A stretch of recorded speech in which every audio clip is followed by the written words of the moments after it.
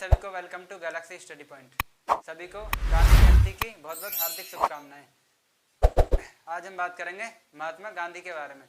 महात्मा गांधी का जन्म से लेकर मृत्यु तक आखिर महात्मा गांधी ने कौन कौन से वो महत्वपूर्ण कार्य किए जिसके कारण महात्मा गांधी की तस्वीर आज भारतीय मुद्रा यानी कि नोटों पर देखने को मिलती है। आखिर आज़ादी में क्या भूमिका निभाई महात्मा गांधी ने, क्यों इतना विशेष माना जाता है महात्मा गांधी को, तथा महात्मा गांधी को राष्ट्रपिता की उपाधि क्यों दी गई थी। बहुत सारे आंदोलन किए, तो वो कौन कौन से आंदोलन महात्मा गांधी ने किए, चलिए हम चर्चा करते हैं महात्मा गांधी के बारे में। सबसे पहले देखते हैं, देखिए सभी को पता होगा, कोई नहीं जानता होगा, महात्मा गांधी का जन्म 2 अक्टूबर सन 1869 को हुआ था। 2 अक्टूबर 1869 को हुआ था। देखिए सभी को पता होगा इनका जन्म कहाँ हुआ था, पोरबंदर में हुआ था।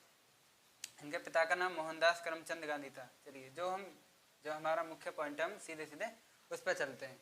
सबसे पहले हम देखेंगे कि महात्मा गांधी ने सबसे पहला आंदोलन जो किया था, सबसे पहला सत्याग्रह जो किया था, क्या वो भारत में किया था या कहीं और। देखिए सन 1883 में यानी कि 1883 ईस्वी में महात्मा गांधी अफ्रीका गए थे और अफ्रीका जाने के बाद वहाँ पर फिनिक्स की स्थापना की थी। फिनिक्स की स्थापना यानी कि ये ही इनका महात्मा गांधी का प्रथम आंदोलन माना जाता है। प्रथम आंदोलन भारत में नहीं किया था, प्रथम आंदोलन कहाँ किया था, अफ्रीका में किया था।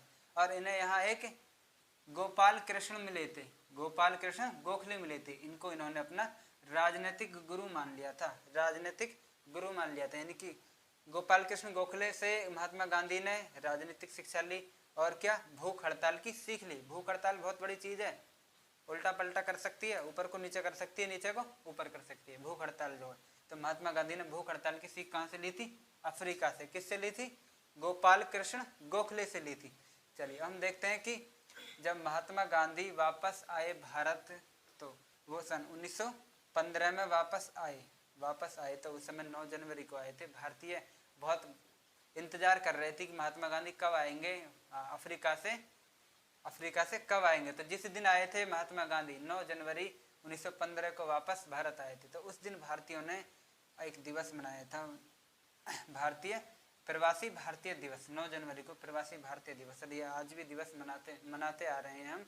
9 जनवरी को प्रवासी भारतीय दिवस मनाया जाता है। और जिस दिन इनका जन्म हुआ है, ये भी अब तो इस दिन भी दिवस होता है, गांधी जयंती, यानी कि अब राष्ट्रीय पर्व है ये हमारा। 2 अक्टूबर को राष्ट्रीय पर्व का दर्जा प्राप्त है, तो गांधी जयंती। साथ के साथ में जब ये अफ्रीका से वापस आए थे, तो इनके गुरु ने कहा था कि तुमको 1 साल तक वहाँ कुछ नहीं करना है, क्योंकि जब कोई नया सीख के जाता है तो वो उसको शुरुआत में कुछ नहीं बोलना है, यानी कि पहले वो देखेगा यानी कि करना क्या है। तो गांधी जी ने बहुत ही सोच समझ के काम किया था और 1 साल तक कुछ नहीं किया था। इसके बाद 1916 में साबरमती आश्रम की स्थापना कर दी, साबरमती आश्रम की स्थापना कर दी। अब देखते हैं गांधी जी का कमाल। सबसे पहला सत्याग्रह भारत में, सबसे पहला सत्याग्रह कहाँ हुआ था, चंपारण में। 1917 में पहला सत्याग्रह किया था चंपारण में। इसमें क्या था, किसके विरोध में किया था, किसके विरोध में किया था, ये क्या था, 3 कट्ठिया पद्धति। 3 कट्ठिया पद्धति क्या होती है कि प्रत्येक 20 गट्ठे जमीन पर 3 गट्ठे जमीन पर नील बोना होगा। 3 कट्ठिया पद्धति जो थी वो क्या थी, प्रत्येक 20 गट्ठे जमीन पर प्रत्येक किसान को 3 गट्ठे नील बोना होगा। नील जिस जमीन में एक बार नील बो जाता है और वो जमीन बंजर हो जाती है, यानी कि उसमें कुछ नहीं होता है, तो धीरे धीरे किसानों की, जमींदारों की जो भूमि है वो बंजर होती जा रही थी और ये बहुत विरोध थे। तो इसका विरोध किसी ने नहीं किया, तो इस पर पहला कदम उठाया किसने, महात्मा गांधी ने। और यहीं से पहला सत्याग्रह स्टार्ट किया, चंपारण से स्टार्ट किया। इसके तुरंत बाद ही 1918 में खेड़ा सत्याग्रह कर दिया गुजरात में। खेड़ा सत्याग्रह यानी कि गांधी जी का दूसरा सत्याग्रह कहाँ हो गया, गुजरात में। गांधी जी का दूसरा सत्याग्रह गुजरात में होगा। चलिए अब देखते हैं 1919 में एक एक्ट आया था, रॉलेट एक्ट। अब ये रॉलेट एक्ट क्या होता है, ये होता है इसमें किसी को भी बिना वकील के गिरफ्तार किया जा सकता है आतंकवादियों के विरोध में। यानी कि कहीं पर आतंकवादी घटना हुई है तो इसमें किसी भी व्यक्ति को उठाकर उसे गिरफ्तार किया जा सकता है, उस पर कोई जांच नहीं होगी, ना ही उसके कोई खिलाफ वकील जो केस लड़ेगा। तो महात्मा गांधी ने, किसी ने इसका विरोध नहीं किया, केवल और केवल महात्मा गांधी ने इसका विरोध किया और इसको क्या कहा, काला कानून कहा कि ये काला कानून है, इसे भगाओ यहाँ से। और इसके विरोध में क्या काम करा, इसके विरोध में रॉलेट एक्ट का जो विरोध कर दिया, इसके विरोध में जलियांवाला बाग में हत्याकांड कर दिया गया। जलियांवाले बाग में हत्याकांड 13 अप्रैल 1919 को जलियांवाले बाग में हत्याकांड हो गया। देखिए गोली चलवा दी वहाँ पे अंग्रेजों ने, जलियांवाले बाग में गोली चलवा दी भारतीयों पर, उसमें बहुत सारे भारतीय मारे गए थे। तो इसका जांच हुआ था, इसमें जांच के लिए हंटर आयोग का गठन किया गया था। तो महात्मा गांधी को एक समय अंग्रेजों ने केसर-ए-हिंद की उपाधि दी थी। गांधी बहुत ही दिमाग तेज के थे, उन्होंने क्या काम करा कि अपनी उपाधि अपने पास रखो, हम नहीं लेंगे, यानी कि केसर-ए-हिंद की उपाधि लौटा दी। और क्या काम करा, और उन्होंने फिर 1920 में असहयोग आंदोलन चला दिया। तीसरा आंदोलन आता है इनका 1920 में, असहयोग आंदोलन। असहयोग का आंदोलन मतलब अंग्रेजों का कुछ काम मत करो, बाल मत काटो उनकी कंपनियों में कोई नौकरी मत करो, उनके लिए अनाज मत उगाओ, उनके जूते साफ मत करो, यानी कि जो भी काम अंग्रेजों के लिए उनका कुछ भी सहयोग मत करो, इसको कहते हैं असहयोग आंदोलन। तो असहयोग आंदोलन चालू किया था 1920 में, और ये धीरे धीरे चलता गया, धीरे धीरे संपूर्ण देश में ये हो गया। तो इससे महात्मा गांधी को लग रहा था कि इस आंदोलन से आज़ादी नहीं मिलने वाली है। उन्होंने अंदाजा लगा लिया था महात्मा गांधी ने कि इससे आज़ादी नहीं मिलने वाली है। तो फिर कहीं आंदोलन होता है तो बहुत सारी भीड़ इकट्ठी हो जाती है, इस प्रकार गोरखपुर के पास में एक जगह है चौरी चौरा, वहाँ पर बहुत सारी भीड़ थी, और इस भीड़ में पुलिस ने आकर लाठी चार्ज कर दिया भीड़ में। और भीड़ तो भीड़ होती है, गांव की भीड़ पुलिस से 10 गुना ज़्यादा खतरनाक होती है। यदि भीड़ में आके कोई बेवजह लाठी चार्ज कर दे तो फिर क्या होता है, समझ लेना वो भीड़ कोई पता है कि वो क्या करेगी। गांव की भीड़ है, वो शहर वाली भीड़ अलग होती है, गांव वाली अलग होती है। तो फिर क्या काम करा था, पुलिस वाले जो थे वो थाने लाठी चार्ज करके वो थाने चले गए चौरी चौरा वापस। और 5 फरवरी को चौरी चौरा में थाना था, उस थाने में 22 पुलिस वाले थे। कितने पुलिस वाले थे, 22 पुलिस वाले थे। और 22 पुलिस वालों को जिंदा जला दिया था भारतीयों ने इनकी। उन्होंने अंदर से ताला लगा लिया, जब लाठी लेके निकले गांव के आंदोलनकारी तो उन्होंने अंदर से ताला लगा लिया पुलिस वालों ने, और बाहर से आंदोलनकारियों ने ताला मार दिया। फिर क्या काम किया, अंग्रेज देख रहे हैं, पुलिस वाले देख रहे हैं थाने में से कि हमने तो लॉक लगा लिया, अब कैसे करोगे, बाहर से भी लॉक लगा दिया जाओ। और जब क्या काम करा, उनको तेल फेंक के तिल्ली फेंक दी। जब पता लगा अरे बाप रे, मर गए। 22 के 22 पुलिस वाले कब मारे गए थे, 5 फरवरी 1922 को। 1922 को 22 के 22 पुलिस वाले जिंदा जला दिए गए थे, वो भी अंग्रेजी शासन के थे। किस शासन के थे, अंग्रेजी थे। फिर महात्मा गांधी को लग रहा था कि ये आंदोलन से कुछ नहीं होने वाला है, इसको तुरंत ही रोक देना चाहिए। अब रोकेंगे तो महात्मा गांधी के विरोध करेंगे कि तुम नहीं आंदोलन चलवाते हो, तुम ही बंद करवाते हो। तो 12 फरवरी 1922 को यह आंदोलन रोक दिया गया, और महात्मा गांधी ने असहयोग आंदोलन वापस ले लिया, क्योंकि उनको पता लग गया कि इस आंदोलन से कोई आज़ादी नहीं मिलने वाली है। और इसके बाद 10 मार्च को गांधी जी को गिरफ्तार कर लिया गया, और 6 साल की जेल के लिए सजा सुनाई गई। गांधी जी को गिरफ्तार किया गया इस चौरी चौरा घटना के लिए। देखिए गांधी जी ने कोई पुलिस वाले नहीं जलाया, लेकिन जेल भी गए। वो किसके लिए गए, अपने देश के लिए गए। गांधी जी ने थोड़ी जलाया पुलिस वालों को, जो आंदोलनकारी थे, जो मतलब आंदोलन के जो मुख्य कार्यकर्ता थे, वो तो गांधी ही है, इसलिए उनको गिरफ्तार किया गया, और उनको 6 वर्ष की जेल भी सुनाई गई थी। 10 मार्च 1922 को गांधी जी को गिरफ्तार किया गया था, और 6 साल की सजा सुनाई गई थी। देखिए जेल में गांधी जी ने क्या काम करा। अब वहाँ से अफ्रीका से सीख के आए थे ना भूख हड़ताल वाली, और जेल में भूख हड़ताल, मतलब एकदम जैसे मर गया है गांधी, ऐसे लेट गया बुढ़ाऊ, ऐसे मतलब भूख हड़ताल लेगा लेट जाता था गांधी, ऐसे हो जाता था।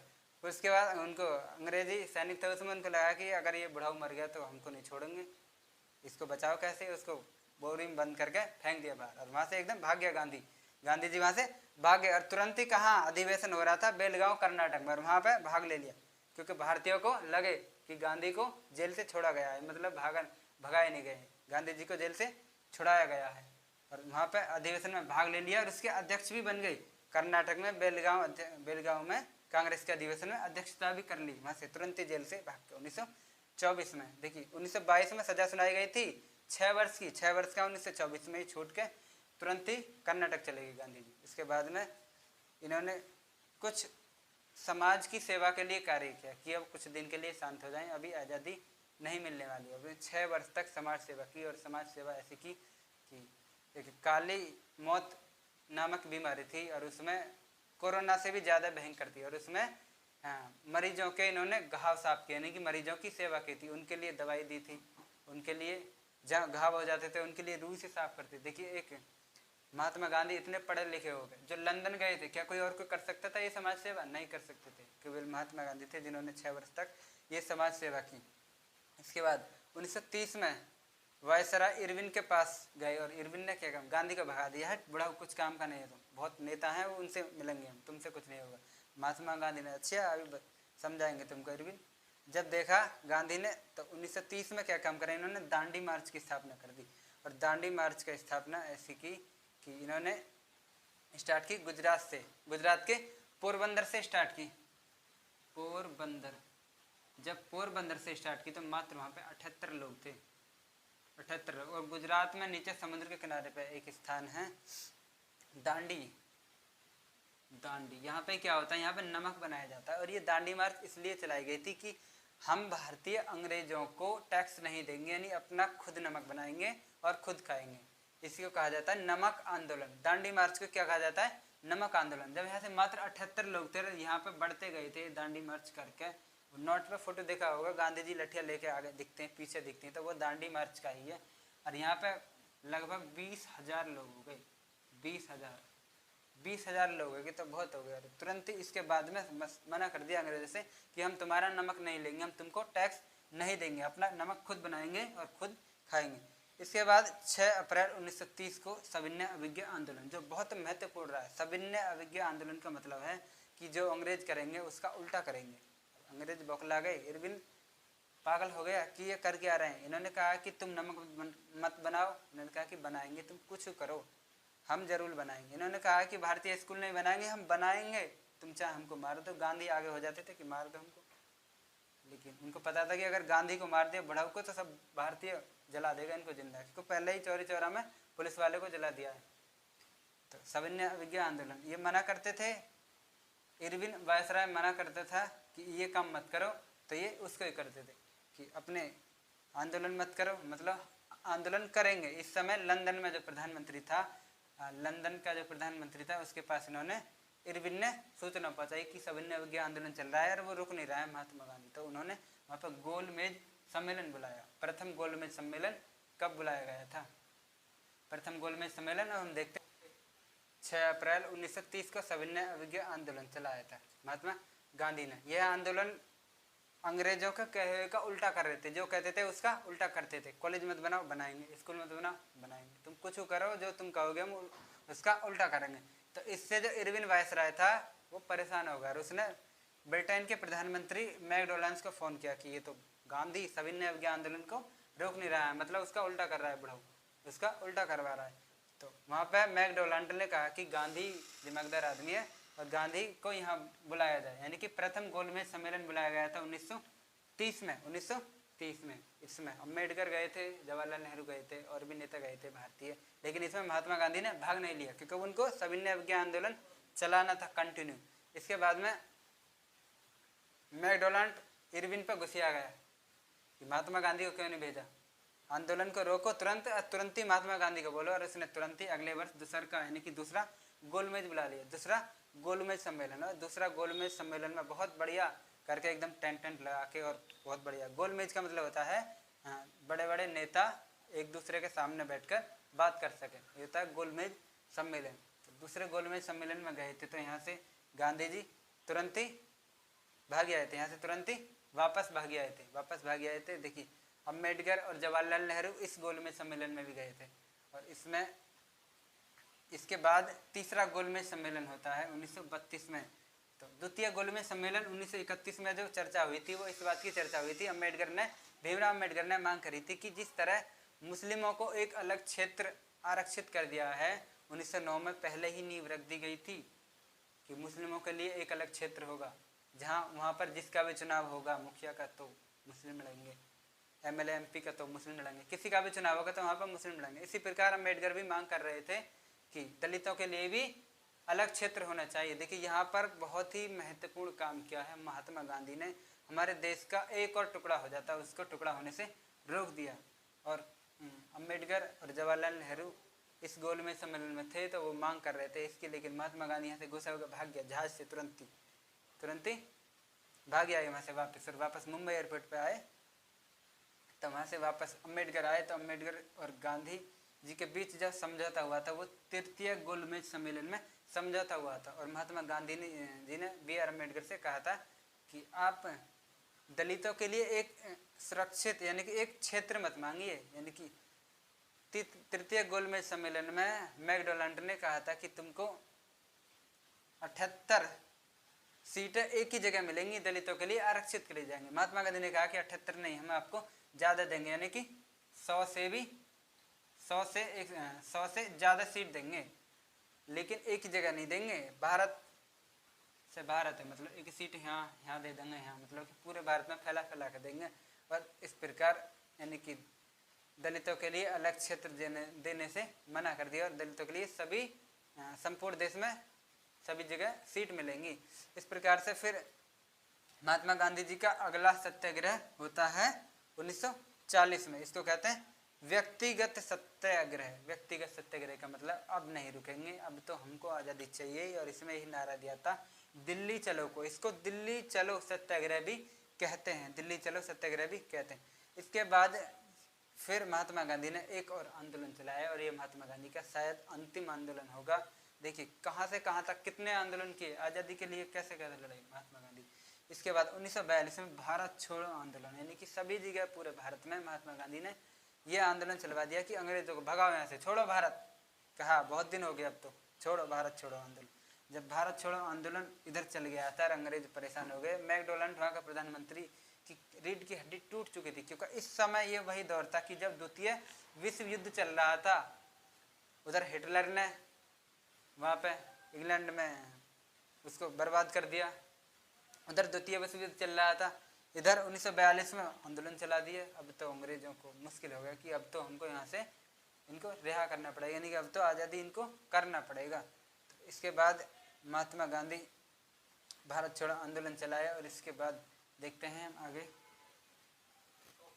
1942 को भारत छोड़ो आंदोलन। जब ये आंदोलन को वापस लिया तो गांधी जी को एक और बार फिर जेल में डाल दिया गया। गांधी जी को एक और, देखो कितनी बार जेल गए गांधी जी। इसके बाद जब अंग्रेजों की कमरें टूट जाती हैं कि कहा कि अब नहीं, अब तो भारत को आज़ाद करना पड़ेगा। और इसी प्रकार जब समझौता हुआ तो ये हुआ कि हम आपको आज़ाद कर देंगे। तो उस आज़ादी की डेट रखी गई थी 14 अगस्त। लेकिन आज़ाद तो कर देंगे, लेकिन जाते जाते वो भारत को दो हिस्सों में तोड़ गई। एक पाकिस्तान बन गया और एक भारत। पाकिस्तान भी दो हिस्से में था, एक पूर्वी पाकिस्तान और एक पाकिस्तान। जो आज का जो बांग्लादेश है वो पूर्वी पाकिस्तान था, यानी कि उसको दो हिस्सों में बंटवा गए थे अंग्रेज। जैसे ही फिर भी महात्मा गांधी ये चाहते थे कि अब बंटवारा तो हो गया दो देशों के, लेकिन दोनों के लिए जो पैसा है, जो देश में जो धन दौलत है वो बराबर मिले, यानी कि वहाँ की जनसंख्या के हिसाब से वहाँ के लिए मिले। तो महात्मा गांधी आज़ादी के बाद उनका दिमाग थोड़ा मतलब पता ना क्या हो गया था, और वो पाकिस्तान के लिए ज़्यादा हो रहे थे, मतलब कि पाकिस्तान का ज़्यादा पक्ष ले रहे थे। यानी कि भारत के पास रिजर्व बैंक के पास पैसा नहीं है, और कह रहे हैं कि पाकिस्तान के लिए पैसा दो, नहीं तो फिर एक और बार अनशन ले ली महात्मा गांधी ने। नहीं कि अब पता नहीं महात्मा गांधी का दिमाग कहाँ जा रहा है। इसके बाद फिर एक और, यानी कि पाकिस्तान के प्रधानमंत्री ने कहा कि हमको पाकिस्तान से बांग्लादेश जाने के लिए एक और सड़क चाहिए, यानी कि इंटरनेशनल हाईवे बनवा रहे थे महात्मा गांधी। तो नेताओं को लगा कि महात्मा गांधी मतलब अब तो एक देश के बीच में अगर इंटरनेशनल सड़क, ये ही मुख्य पॉइंट था कि नाथूराम गोडसे ने इसी सड़क को निकलने के ऊपर महात्मा गांधी को 30 जनवरी 1948 को गोली मार दी थी। मुख्य पॉइंट यही है, और कोई वजह नहीं है कि महात्मा गांधी ने एक तो 55 करोड़ रुपया दिया पाकिस्तान के लिए, जबकि भारत के पास पैसा कुछ नहीं था उस टाइम पर। पाकिस्तान के लिए दिया कि दो, उनका बंटवारा हुआ तो हमारे ही देश के, अभी तो अलग हुए हैं। फिर उनके लिए एक और सड़क दिलवा रहे थे पाकिस्तान से, यानी कि लाहौर से बांग्लादेश के लिए, वो दिल्ली होकर जाती इंटरनेशनल सड़क। देखिए इंटरनेशनल सड़क पर कोई रोक नहीं सकता, उस पर विदेश के वाहन चल सकते हैं। तो यही था मुख्य कारण कि नाथूराम गोडसे ने 30 जनवरी 1948 को गोली मार दी थी, और महात्मा गांधी शहीद हो गए थे। इस दिन को शहीद दिवस मनाते हैं। थैंक यू सभी को। महात्मा गांधी के बारे में सभी को समझ में आया होगा। तो चलिए आज के लिए इतना ही। अगले वीडियो में हम बात करेंगे आखिर महात्मा गांधी की फ़ोटो नोट पर कैसे आई? सिक्कों का इतिहास, आखिर सिक्का प्रचलन में कब आया? भारतीय नोट पर महात्मा गांधी की तस्वीर कब छापी गई? चलिए